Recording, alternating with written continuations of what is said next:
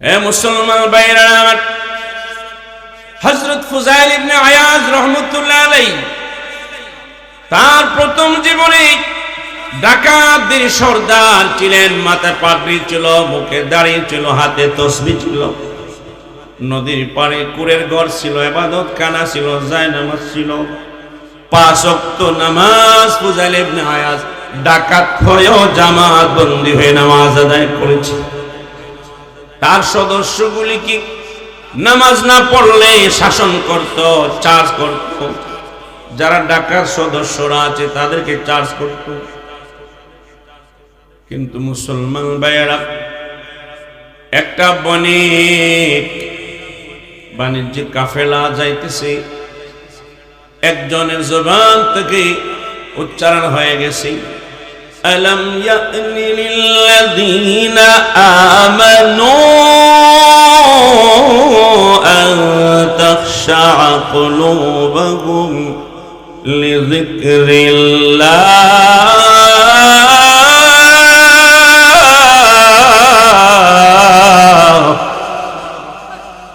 ওই বণিকের প্রধান আয়াতখানা জোরে জোরে বারবার তিলাওয়াত করতেছে। ফুযাইল ইবনে আয়াজ তার ইবাদতখানায় অবস্থানের জায়গায় জায়নামাজ থেকে শুনছে কর্ণপাত হইছে, হাতে তসবিহ আছে, কিন্তু কেমন তসবিহ পাঠকারী, জায়নামাজে সময় কাটায়, দিনের বেলায় প্রতিদিন রোজা রাখে, তাহাজ্জুদের নামাজও পড়ে, কিন্তু কেমন তাহাজ্জুদ গুজার, কেমন জায়নামাজের মানুষ, কেমন রোজাদার, ডাকাতি থেকে বাঁচতে পারে না। ঠিক কিনা? আমাদের সমাজে এরকম রূপকার মানুষ আছে, কাপড় পরে, লেবাস পরে, নামাজও পড়ে, মসজিদেও যায়, কিন্তু দুর্নীতি, কত দুর্নীতি আছে, গনে বেছে শেষ করা যায় না। অফিস আদালতে গিয়ে দেখবেন লম্বা লম্বা দাড়ি, জামাতে নামাজ পড়ে, কিন্তু তার টেবিলের সামনে গিয়ে যদি মুট করে কিছু না দেন, আপনার ফাইলটা তার টেবিল থেকে ট্রান্সফার হয়ে ভিন্ন টেবিলে যাবে না। জোরে বল ঠিক কিনা? রে মুসলমান, এটা হলো স্বার্থের বয়, এটা হলো স্বার্থের সুরাত, মতলবের সুরাত। মানুষকে খুশি করার জন্য কিংবা নিজের পেটকে খুশি করার জন্য ভয় করা, প্রকৃত ভয় এটা নয়। ফুযাইল ইবনে আয়াজ রাহমাতুল্লাহ আলাইহির কানে যখন আওয়াজ গেছে, তখন তার তাঁবুর ভিতর থেকে লাফ দিয়ে বের হয়ে মাটিতে পড়ে গড়াগড়ি করে হাউমাউ করে কান্না শুরু করছে। আরে ভাই, যতদিন কান্না করছে, নামাজ পড়ছে, তাসবিহ তাহলিল করছে, কিন্তু এমন ভয় তার দিলে পয়দা হয় নাই। আল্লাহর কোরআনের আয়াতের তিলাওয়াতের শব্দ যখন কর্ণপাত হলো, ফুযাইল ইবনে আয়াজ একদম ভীত সন্ত্রস্ত হয়ে গেছে, তার অস্তিত্ব হারিয়ে ফেলেছে, ডাকাতির মন মানসিকতা, বাকশক্তি একবারে হারিয়ে ফেলেছে। এবার আমার মূল মালিককে, ওই মালিককে কিভাবে আমি খুশি করতে পারি, এই ভয় দিলে পয়দা হয়ে গেছে। তার ডাকাতের লোকেরা আয়েশা দেখে আমাদের আমির, আমাদের দলপ্রধান তো হাউমাউ করে কাঁদতেছে। কি হয়েছে আমাদের প্রধান, আপনি এত কামনা করেন? বলতেছেন রে, এমন একটা মানুষ, এমন একটা বাক্য পড়েছে যার কণ্ঠে আমার কলিজা টুকরো টুকরো হয়ে গেছে। বলতেছে, হুজুর, আপনার সদস্য, আপনার আনুগত্য মেনে আমরা চলে, আপনার কথা আমরা চলে, এমন শক্তি দরকার। আপনাকে এমন কথা বলেছে যে কোথায় আপনার কলিজা ছিদ্র হয়ে গেছে, টুকরো টুকরো হয়ে গেছে, বলেন আমরা তাকে ধরে আনে শাস্তি দিব না। এটা দুনিয়াবি কোনো মানুষের কথা নয়, এটা আল্লাহর কথা, আল্লাহর কোরআনের কথা। আল্লাহর জিকিরের জন্য এখনো কি ইমানদারের ভয় আসে না? পরিবর্তন হয় না। আমার ভাইরা, আমি আর ডাকাতি করব না। আমার আল্লাহকে যেখানে গেলে যে কাজ করলে পাওয়া যাবে, ওই মালিকের জন্য আমি রওনা হয়ে গেলাম। মাপ চাই, তোমরা আমাকে মাফ করে যাও। আমার মনিবকে তালাশ করার জন্য আমি বের হয়ে গেলাম। ফুজাইল ইবনে আয়াজ জীবন পরিবর্তন হয়ে গেল। এমন ভয় দিলে পয়দা হলো রে, অঙ্গ প্রত্যঙ্গের হালত পাল্টে গেছে, পরিবর্তন হয়ে গেছে। বাড়ির মধ্যে নামাজ পড়তেছে রাত্রে 3টার সময় দাঁড়ায় তাহাজ্জুদের নামাজ পড়তেছে ফুজাইল ইবনে আয়াজ। তার মেয়ে, একজন উপযুক্ত বয়স্কা মেয়ে বলতেছে, বাবা গো, সারাদিন রোজা রাখেন বাবা, 5 ওয়াক্ত নামাজ পড়েন, নফল ইবাদত বندگی করেন, বাবা একটুখানি সময় একটু ঘুমান, বিশ্রাম করেন। ফুজাইল ইবনে আয়াজ দিয়ে বলতেছে, মারা সারাদিন রোজা রাখি, মালিকের জিকিরের হালতে থাকি, 5 ওয়াক্ত নামাজ পড়ি, নামাজের পর কোরআন শরীফ তিলাওয়াত করি, মালিককে স্মরণ করি। মা, এবার যদি আমি ঘুমায়া পড়ি আর মালিক যদি আমার প্রতি নজর করে, আমি ফুজাইল ইবনে আয়াজ হতভাগা হয়ে যাব, বঞ্চিত হয়ে যাব। কোন সময় জানি আমার মালিক আমার দিকে তাকাই, আমি ঘুমায় গেলে আমার মালিক হয়তো আমাকে খুঁজে পাইবে না, আমি ঘুমন্ত থাকব। মা, আমি ঘুমাইতে পারবো না রে মা। মালিক যখন নজর করে, ওই নজরটা যেন নামাজের হালতে হয়। মুসলমান ভাইরা আমার, এক চশমে জাদা গাফিল আজা শাহে নবাসি, শায়দ কে নিগাহে কোন আগাহে নবাসি। শায়র বলতেছেন, মুহূর্তের জন্য মালিকের ধ্যান থেকে, মালিককে পাওয়া থেকে বেখবর হইব না, মালিককে তালাশ করা থেকে আমরা বেখবর হইব না, গাফিল হইব না। যে সময় গাফিল হইব, রেস্টে যাইব, ওই সময়টা হয়তো আমার মালিক আমার প্রতি রহমতের নজরে তাকাবে। এই জন্য মুসলমান ভাইরা রে, ভয় যদি আল্লাহকে করতে হয়, 24টা ঘন্টা, সপ্তাহ, মাস, বৎসর, আমি সাবালক হওয়ার পর থেকে সাদা কাপড়ের ভিতরে ঢুকার পর্যন্ত আমার মালিককে ভয় করতে হবে, ঠিক কিনা? যারা করতে কিনা? অনেক মুসলমান আছেন একক তো দুরাক্ত নামাজ পড়ে, সেও ভয় করে, হুজুরদের সাথে বৈশা দোয়া করে, কামনা করি। আরে ভাই, এই ভয় তো আমি মুহাম্মদ আরবি রহমতুল্লাহ আলাইহির মতো তার মালিককে ভয় করি নাই। জোরে বলুন ঠিক কিনা? নামাজ পড়ে সুদ খায়, নামাজ পড়ে ঘুষ খায়, নামাজ পড়ে মিথ্যে কথা বলে, মানুষকে ধোঁকা দেয়, ওয়াদা করে, ভঙ্গ করে, হারাম খায়, মানুষকে নিয়ে ষড়যন্ত্র করে, মানুষের জায়গা জমি ক্ষতিগ্রস্ত করার জন্য ষড়যন্ত্র করে, মান ইজ্জত লুণ্ঠন করার জন্য ষড়যন্ত্র করে, মেয়ে বিয়ে শাদীর প্রস্তাব আসলে সুগলি করে ফেরায়া দেয়। রে মুসলমান, আল্লাহকে যদি পাইতে চাও রে, আল্লাহকে যদি ভয় করতে চাও, ভয় করার মতো কোন অঙ্গ দিয়া জররা পরিমাণ গুনাহ করলে মালিকের ভয় হবে না। সকল গুনাহ ছাড়তে হবে, আর ফরজ ওয়াজিব সুন্নতে মুআক্কাদা আমল করতে হবে। ফরজ ওয়াজিব সুন্নতে মুআক্কাদা বাদ দিলে মালিককে পাওয়া যাবে না। মালিককে পাওয়া যাবে না।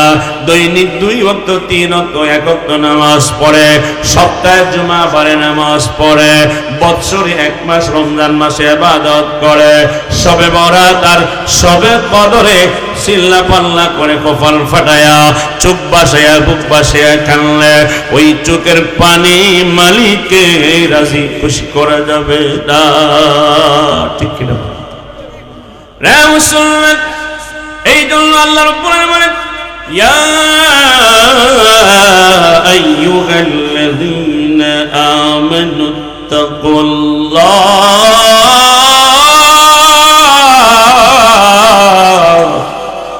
হে ঈমানদার আল্লাহকে ভয় করো। তাফসিরে মারিফুল কোরআনে উল্লেখ করেন আল্লাহকে ভয় করার 2টা পদ্ধতি হলো, একটা হলো গুনাহ ছেড়ে দেওয়া, গুনাহ ছেড়ে দেওয়া, বড় গুনাহ মেজো গুনাহ ছোট গুনাহ কোনো গুনাহ করা যাবে না। হুজুর ঠিক আছে আমি নামাজ পড়ব, কিছু সুদের টাকা লাগাইয়া টাকা বাড়াইয়া চলতে সহজ হবে, আমার জায়গা জমি নাই, না না না এমন ভাবে হইতে পারে না। হুজুর কিছু টাকা খাইয়া বিধবা ভাতা, দস্তুর ভাতা, রেশনের কার্ড কিছু টাকা লইয়া দেব না রে মেম্বার আর চেয়ারম্যান, একটা পয়সাও নেওয়া যাবে না। হুজুর গ্রামগঞ্জে বিচার আদালত হয়, আমার রায় ছাড়া কথা ছাড়া হয় না, আমাকে সবাই মান্য করে। হুজুর যদি চাকায় আর পাঙ্কায় কিছু টাকা খরচ দিয়ে দেয়, কিছু টাকা হাদিয়া দেয়, বকশিশ দেয়, হুজুরকে নিতে পারবো, তার পক্ষে রায় দিয়ে দেয় না না রে মুসলমান, মুসলমানে কাজ করতে পারে না, কোন নবীর উম্মত কাজ করতে পারে না। ইমানদার টাকা কায়া বিচার আদালত করতে পারে না, টাকা কায়া পক্ষপাতিত্ব করতে পারে না। হে ইমানদার নয়, সে হলো শয়তানের সাসার ঘরের ভাই। ঠিক কিনা? এই যেরকম ঠিক কিনা? হুজুর বলতেছে সামনের জায়গা খালি আছে, হিম্মত করে সামনের দিকে আসেন, সামনের দিকে আসেন। প্রধান অতিথি সাহেব উপস্থিত আছেন, অল্প কিছুক্ষণের মধ্যে চলে আসবেন। এই জন্য প্যান্ডেল ফাঁকা জায়গা যেন না থাকে, পুরো জায়গাটা খালি করে বসি। সামনের দিকে, সামনের দিকে, সামনের দিকে, সামনের খালি জায়গা পুরা করেন, পুরা করেন, পুরা করেন। আল্লাহ নির্দেশ, কোরআনের নির্দেশ। হ্যাঁ বসেন খালি করে, অন্যদের জায়গা বসার স্থান করে দিন। হ্যাঁ সুন্দর করে বসেন। মারহাবা ভাই বসেন, এদিকে সামনে আসেন, আমাকে ডিস্টার্ব দিবেন না, সময় কম, আলোচনা করতে হবে, আপনাদের কাছ থেকে বিদায় নিয়ে যেতে হবে। এই জন্য তাড়াতাড়ি আসেন, নিজ দায়িত্বে, নিজ দায়িত্বে। মারহাবা সামনের দিকে আসেন বাবা মুজুবক, সামনের দিকে অনেক জায়গা খালি আছে, ফাঁকা রয়েছে অনেক জায়গা। মুসলমান ভাইরা আমার, এই জন্য ভয় হলো আল্লাহকে ভয় করাই। তাকুল্লাহর বৈশিষ্ট্য হলো, হালত হলো 2টি। একটা হলো সকল গুনাহ ছেড়ে দেওয়া, কোনো গুনাহ করা যাবে না, চোখ দিয়া গুনাহ করা যাবে না। লম্বা দাড়ি আছে, তাহাজ্জুদের নামাজ পড়ি, একজন তাকাইলে এত সুন্দর করে আল্লাহ বানাইছে, ওই মেয়েটার দিকে তাকাইলে কি গুনাবে হবে না? না, যেই নারীকে বিয়ে করা হালাল এমন নারীর দিকে কোনো পুরুষ মহিলা তাকানো জায়েজ নয়। ঠিক কিনা? রে মুসলমান ভাইরা আমার, আল্লাহর হাবিব বলেন ক্বালা রাসূলুল্লাহ সাল্লাল্লাহু আলাইহি ওয়াসাল্লাম। আমার আলোচনার ধারাবাহিকতা লক্ষ্য রাখবেন, ইনশাআল্লাহ বুঝে আসবে। এটা একটা ক্লাস। আমি চাই আমার সারা জীবনেই আমি মিম্বরে কথা কইলেও 5-10 জনের সামনে কথা বললো, একটা আয়াত পড়ি, হাদিস পড়ি, বিষয়ভিত্তিক আলোচনা শুনি, মনোযোগ দিবেন, শুনবেন, ফায়দা হবে ইনশাআল্লাহ। মনোযোগী হবেন, শর্ত হলো মনোযোগী হওয়া। এবার মুসলমান ভাইরা, এই জন্য আমরা অনেক মানুষ দেখা যায় পর্দাকে আমরা গ্রাহ্য করি না। রাস্তায় হাঁটতেছে, মেয়ে পড়ছে, তাকায় ফেলি না। না, নিয়ম হলো অজানা অবস্থায় নজর পড়ে গেছি। আল্লাহর পয়গম্বর বলেন, আমার উম্মতরে তোমার নজর নিচের দিকে ফেলো, আস্তাগফিরুল্লাহ বলো, আল্লাহর ইস্তিগফার করো, আল্লাহর কাছে গুনাহ মাফি চাও, আল্লাহর কাছে অনুতপ্ত হও। দ্বিতীয়বার আর তাকাইবা না। এবার যদি দ্বিতীয়বার তাকাও, তোমার আমলনামায় কবিরা গুনাহ লেখা হবে। নাউযুবিল্লাহ। ইচ্ছা করে তাকাইলে কবিরা গুনাহ, রে মুসলমান ভাইরা আমার, নবীর উম্মতরে ভালো করে শোনো। কিতাবের মধ্যে আসছে কোন মানুষের আমল নামার মধ্যে যদি একটা কবিরা গুনাহ থাকে, 2টা নয়, 3টা নয়, 100 নয়, 1000 নয়, 1 লক্ষ নয়, কেবলমাত্র একটা কবিরা গুনাহ। মিথ্যা কথা বলা কবিরা গুনাহ, চুগলখড়ি করা কবিরা গুনাহ, গীবত করা কবিরা গুনাহ, শিকায়ত করা, নামিমা করা, তহমত দেওয়া কবিরা গুনাহ, পক্ষপাতিত্ব করে বিচার করা, অন্যায় কি ন্যায় বানিয়ে দেওয়া, এটা হলো কবিরা গুনাহ। বেগানা নারীর দিকে পুরুষ তাকানো কবিরা গুনাহ, বেগানা নারী পর পুরুষের দিকে তাকানো কবিরা গুনাহ।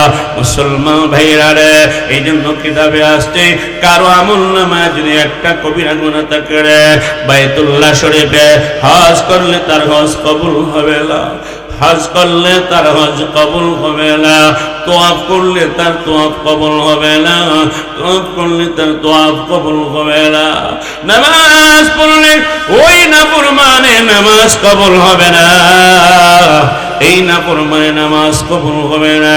কেন? এই কবিরা গুনাহ যতক্ষণ পর্যন্ত ছেড়ে দিবে না, তরক করবে না, বাদ দিবে না, ততক্ষণ পর্যন্ত কোনো আমল মালিকের দরবারে মঞ্জুর হবে না। সুবহানাল্লাহ। রে মুসলমান ভাইরা, এই জন্য একটা কবিরা গুনাহের জন্য আমার অঙ্গ প্রত্যঙ্গ দ্বারা সৃষ্টি না হয়। যদি একটা কবিরা গুনাহ হয়ে যায়, নামাজ হবে না, রোজা হবে না, জিকির আজকার কবুল হবে না, সদকা করা কবুল হবে না, বাইতুল্লাহ শরীফে হজ করলে নিজের মাল দিয়েও কবুল হবে না। রে মুসলমান, এই জন্য আল্লাহর নবী বলেন, লানাল্লাহু আন-নাদিরা ওয়াল মানজুরা ইলাইহি।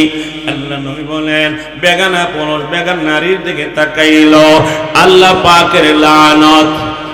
কি কইছি? বেগানা নারী বেগানা পুরুষের দিকে তাকাইলে আল্লাহ পাকের লানত, বেগানা নারী পুরুষের দিকে তাকাইলে আল্লাহ পাকের লানত। মুহাদ্দিসিনে কেরাম লানতের বিভিন্ন ব্যাখ্যা করেছেন।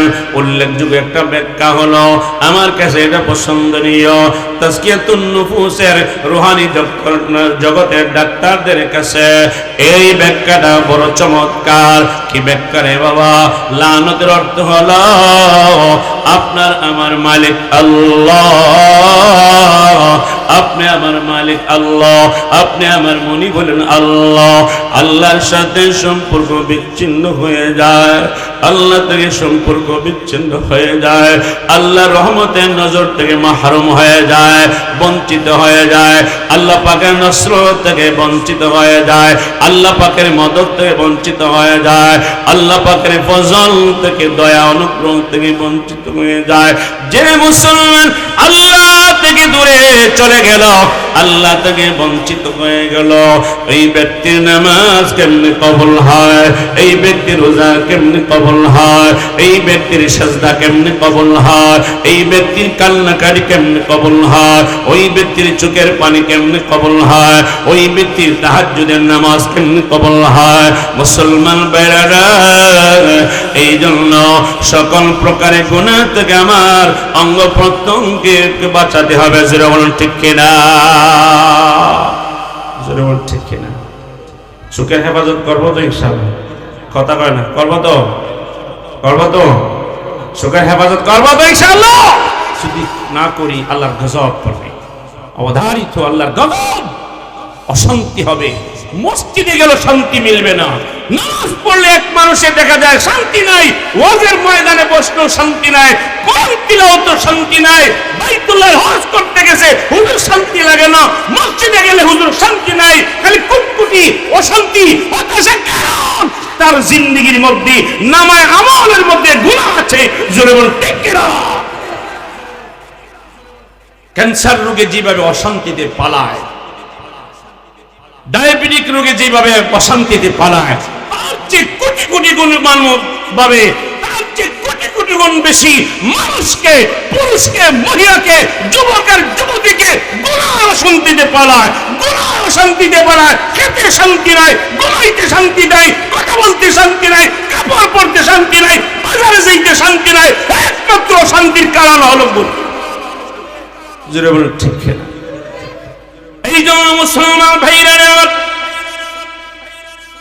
তাফসীরের মারিফুল কোরআনে উল্লেখ করেন আল্লাহকে ভয় দুই ভাবে করতে হবে। সকল প্রকারের গুনাহ ছাড়তে হবে। 2 নম্বর পদ্ধতি হলো ফরাইজ ওয়াজিবাত সুন্নত মুআক্কাদা, কমাস কম এই 3 প্রকারের আমলকে, বিধানকে পালন করতে হবে। জাহান্নাম থেকে বাঁচতে হলে ফরজ সকল ইবাদত পালন করতে হবে, ওয়াজিব নামক সকল আমলকে পালন করতে হবে, সুন্নতে মুআক্কাদাকে পালন করতে হবে। জাহান্নামের আগুন থেকে বাঁচতে হলে এই 3 প্রকারের গুনাহ, এই 3 প্রকারের বিধানকে পালন করতে হবে। রে মুসলমান ভাইরা, এবার যদি 4 নম্বরে সুন্নতে জায়েদা নফল আমল আছে, সুন্নতে জায়েদা আছে, সুন্নত আমল আছে, ওই 4 প্রকারের যদি সুন্নতে জায়েদা নামক আমল আমি করি রে, তাহলে ফরজ আমলের মধ্যে আল্লাহ নূর দান করবেন, কবুলিয়ত দান করবেন, কবুল হওয়ার যোগ্যতা আল্লাহ তাআলা দিবেন, গ্রহণযোগ্যতা দিবেন। ফরজ আমল ছুটবে না, ওয়াজিবের গ্রহণযোগ্যতা আল্লাহ দিবেন, রূহ দিবেন, নূর দিবেন, শান্তি দিবেন, সাকিনা দিবেন। সুন্নতে মুআক্কাদা আমলের মধ্যে রূহ দিবেন, শান্তি দিবেন, মজা দিবেন, শাহ দিবেন, ওলাওয়াতির দরজা লাভ করে জান্নাতে দাখিল হবে। সুবহানাল্লাহ। গুনাহ ছাড়তে হবে, সকল প্রকার আমল করতে হবে, এটার নাম হলো ইত্তাকুল্লাহ। বুঝতে পারছেন? বাবার কথা শুনে নাই, করে গেছে খাইতো, নাফরমান সন্তান, খানাত বইছে, বাবা হাজির হইছে, ভয় করে কি করে না, আইসে কি আইসে না, কিন্তু কত বড় হারামজাদা, কত বড় অকৃতজ্ঞ। যে বাবা জন্ম দিল, বাবার সাথে ভালো সম্পর্ক নাই, বাবার মন জয় করতে পারে নাই, এই তাকে বলা হয় অবাধ্য সন্তান, নাফরমান সন্তান। সমাজের ভাষায় বলা হয় এমন সন্তান যদি হয় মার সাথে বেয়াদবি করে, বাবার সাথে বেয়াদবি করে, অবাধ্য সন্তান আখ্যায়িত করা হয়, লকব দেওয়া হয়, সমাজে সম্মান নাই, ইজ্জত নাই, বসার টাই পায় না, তাকে ত্যায্যপুত্র করে দেওয়া হয়। কিন্তু এবার নিজেকে বিচার করো, যেই সন্তানে, যেই যুবকে, যেই যুবতী, যেই পুরুষ, যেই মহিলা আল্লাহকে স্বীকার করে না, আল্লাহর কথা মানে না, কত বড় নিমক হারাম, সে কত বড় হারামজাদা, সে কত বড় নাফরমান। জোরে ঠিক কিনা?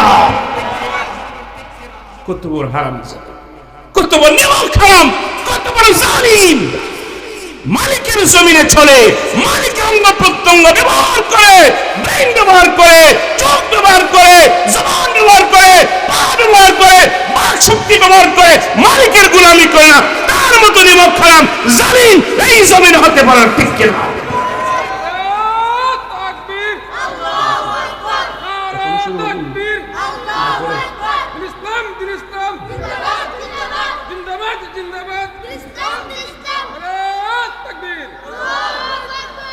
এই জন্য মুসলমান ভাইরা,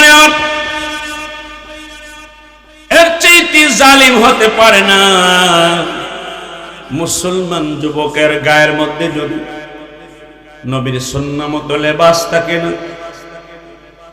মুসলমানের যুবকের কাছে যদি নাফরমানির গুনার কারখানা থাকি, রে মুসলমান ভাইরা, যুবক ভাইরা রে, বক্তা অনেক আছে জমিনে, কিন্তু দিলের দরদ লাগায়, কথা বলার বক্তা কম। তোমাদের পায়ে হাত দিয়া বলি, আজ মোবাইল আমরাও ব্যবহার করি, জরুরতে অফিস আদালতে প্রয়োজন হয়, দেশে বিদেশে যোগাযোগ প্রয়োজন হয়, হিসাব নিকাশের প্রয়োজন হয়, কম্পিউটার করতে প্রয়োজন হয়, কম্পোজ করতে প্রয়োজন হয়, কিন্তু এটাই টাচ মোবাইলকে গুনার কাজে ব্যবহার করবো না রে যুবক। যুবক, টাচ মোবাইল হাতে নিয়ে ল্যাংটা নাফরমান উলঙ্গপনা একটা নারীর ছবির দিকে যদি তুমি সময় ব্যয় করো, যুবকরা তুমি জানো না জান্নাতের ভিতরে হর গিলমান যে আছে, জান্নাতি মানুষদেরকে আল্লাহ কমাস কম 72 জন জান্নাতি রমণী দিবি। তারাও লানত করতে থাকে, জমিনবাসী লানত করতে থাকে, আসমানবাসী লানত করতে থাকে।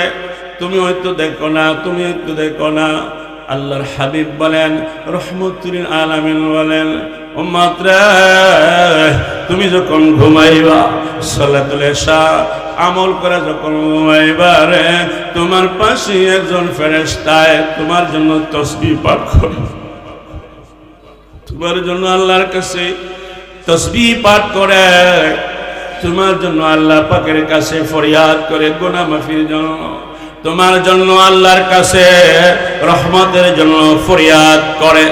এই জন্য ঘুমন্ত সময়ে যদি উঠেন, শয়তানের ইনজেকশন দিচ্ছে, উঠবেন, চুপচাপ বসে থাকবে। মুসলমান, এই জন্য নবী হাদিস, একজন মুসলমান পুরুষ কিংবা মহিলা যদি ঘুমায়, একজন রহমতের ফেরেশতা পাশে থাকে, তার জন্য মালিকের কাছে তাসবিহ তাহলিল পাঠ করে। যুবকরা তিরুকটার হাফ প্যান্ট শর্ট প্যান্ট পরে যদি ঘুমাও, সত্রে আওরাত ডাকা রাখা ফরজে আইন। পুরুষের সত্রে আওরাত হলো, যুবকের সত্রে আওরাত হলো নাভি থেকে লইয়া আঁটুর 4 আঙ্গুল পর্যন্ত, এই মাঝখানে জায়গাটা ডাইকা রাখা ফরজ। যুবকরা নাভি দেখাইয়া ঘুমাইলা, পিছনে রাস্তা পসরা পায়খানা রাস্তা দেখাইয়া ঘুমাইলা, শর্ট প্যান্ট পরে ঘুমাইলা, মানে তুমি লেংটা উলঙ্গ, তোমার কাছে রহমতের ফেরেশতা থাকবে না। রহমতের ফেরেশতার কষ্ট হয়, রহমতের ফেরেশতার কষ্ট হয়। হাবিব কিবরিয়া বলে, ও মাত্রে ফেরেশতায় বলে আমার বড় কষ্ট হয় যখন কোন ইমানদার যুবক যুবতী পরজরে সত্রে আওরাতকে খুলিয়া ঘুমায়, আমার বড় কষ্ট হয়। রে মুসলমান যুবক, এমন অবস্থায় যদি তুমি সত্রে আওরাত খোলা অবস্থায় যদি মরণ হয়, টাচ মোবাইল ব্যবহার করতে করতে ল্যাংটা ছবি দেখা, ল্যাংটা ছবি নাম বেগানা নারীর গান শুনে শুনে যদি তোমার মরণ হয়, মনে করো যুবকরা তুমি নিজে ফতোয়া দাও, তোমার ঠিকানা জান্নাতে হবে না জাহান্নামে। ভালোবাসতে নেককার ফেরেশতায় তোমার জান বাইর করবে না, নাফরমানি গুনাহগার ফেরেশতায় জাহান্নামে ফেরেশতায় জান বাইর করবে। রে মুসলমান, ঘুমাইবা ওযু করে ঘুমাও, ওযু করে ঘুমারে যুবক। ওযু অবস্থায় সব সময় গুনাহ মাফ হয়, তোমার দ্বারা গুনাহ হবে না। প্রস্রাব করছো, পায়খানা করছো, সাথে সাথে হাত মুখ ধোয়া লাগে, কুলি করা লাগে, পা লাগে, এটা না করা তুমি ওযু করে নাও, ওযু করে নাও, দেখবা তুমি 24টা ঘন্টায় ওযুর অবস্থায় থাকতে পারবে। বন্ধুরা যুবক, ওযু অবস্থায় যদি কোনো মুসলমান থাকে, তার দ্বারা কবিরা গুনাহ হবে না, কবিরা গুনাহ হবে না। আল্লাহর রহমত পাইতে থাকবে, মারিফতের দরজা বুলন্দ হইতে থাকবে, সগীরা গুনাহগুলি মাফ হইতে থাকবে। শুধু তাই না, হালাল রিজকের ব্যবস্থা মালিক করে দিবে, ইজ্জতের ব্যবস্থা আমার মালিকে গ্রহণ করে নেবে। যদি মরণ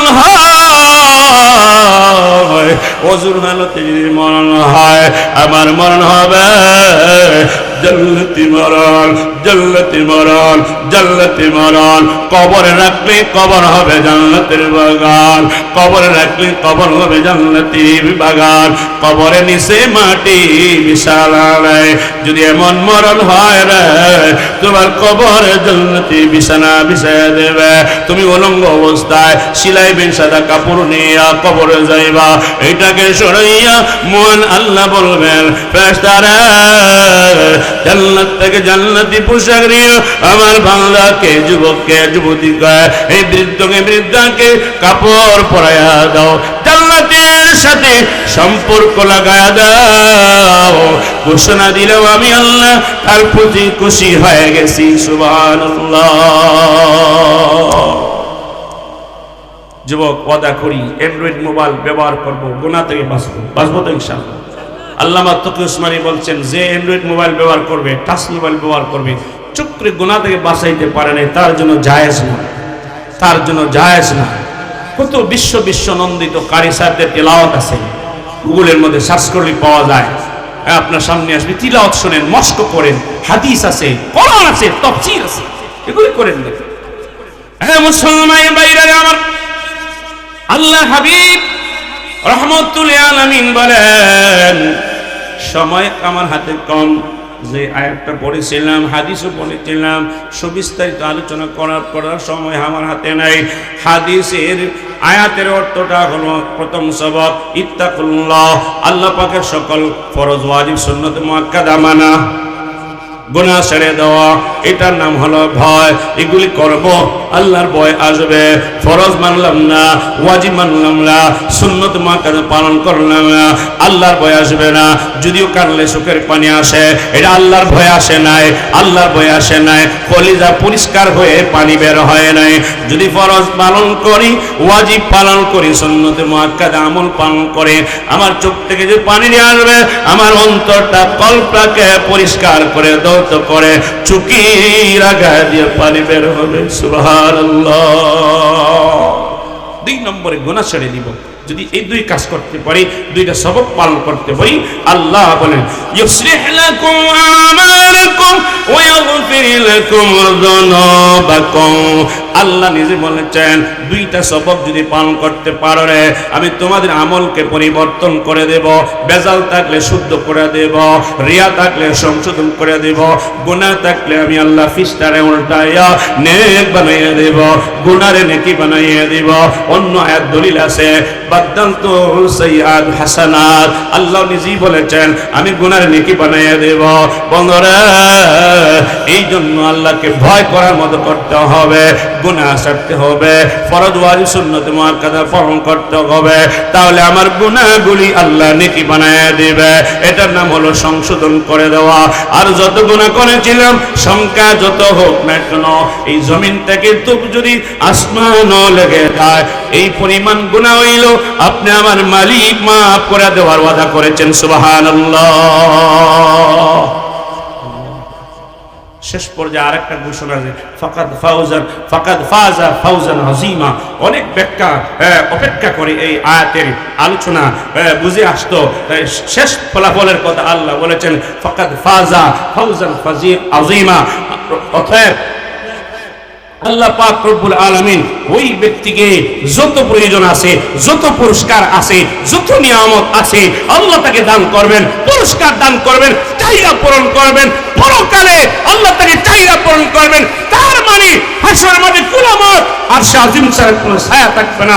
আপনাকে আরশে আজিম নিচে আল্লাহ জায়গা দিবেন, মাফ করে দিবেন, জান্নাতি বানায় ঘোষণা দিবেন, জান্নাতের বাধ্য করে আল্লাহ আপনাকে জান্নাতে পাঠিয়ে দিবেন, জান্নাতি নিয়ামত দিয়ে আপনাকে আল্লাহ ভরপুর করে দিবেন। সুবহানাল্লাহ। ফাকাদ ফাজা ফাওজান আযীমা। যদি আমরা কি করতে পারি, আল্লাহ হুকুম মানতে পারি, গুনাহ ছাড়তে পারি, আর কি করতে পারি, 2 নম্বর সবক কি, ওয়া ক্বালু কাওলান সাদীদা। যদি সত্য কথা বলতে পারি, সঠিক কথা বলতে পারে, যে সময় যে কথা বলবো, এই সময় আমার কথাটা যেন সত্য কথা হয়, কি হয়, মিথ্যা কথা যেন কশ্চিনকালে না হয়। আমি যখনই বলবো গাম্ভীর্যপূর্ণভাবে বলবো, রসিকতামূলক ঠাট্টা বিদ্রুপমূলক কথা বলবো না। জোরে বল ঠিক কিনা? আমি যে সময় কথা বলবো সঠিক কথা যেন হয়, বেঠিক কথা বলবো না। জোরে বল ঠিক কিনা? যদি সঠিক কথা বলতে পারি, সত্য কথা বলতে পারি, আর আল্লাহকে ভয় করতে পারি, ঈমান আমলের মাধ্যমে, গুনাহ ছাড়ার মাধ্যমে আল্লাহ আপনাকে আমাকে আমল পরিবর্তন করে দিবেন, গুনাহকে নেকি বানাইয়া দিবেন, জান্নাতে জায়গা করে দিবেন। জোরে বলেন সুবহানাল্লাহ।